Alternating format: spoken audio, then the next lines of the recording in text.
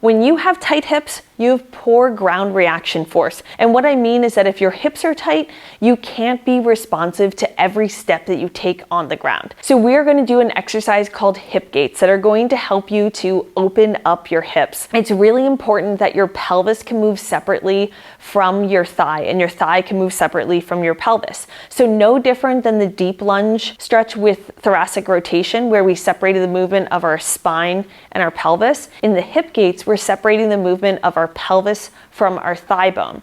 This is so important that our thigh, our pelvis, and our spine can move separately in order to allow for the responsiveness of the uneven terrain when we're running on trails. For the hip gates, you're going to stand on a single leg. You want to try to engage those lower abdominal muscles. And when you're standing on a single leg, make sure that your arch isn't collapsing, okay? So I'm lifting up this right leg. This is the leg that I'm working on the mobility, okay? So I'm bringing my leg out to the side and back to center, out to the side, back to center. Now, this might look easy, but what I'm really doing is I'm making sure that both sides of my pelvis are continuing to point forward. So I'm not turning my hips open at all, okay? I'm just turning this leg out to the side and back, okay? We're gonna do that 10 times. Then you're gonna switch to the other side.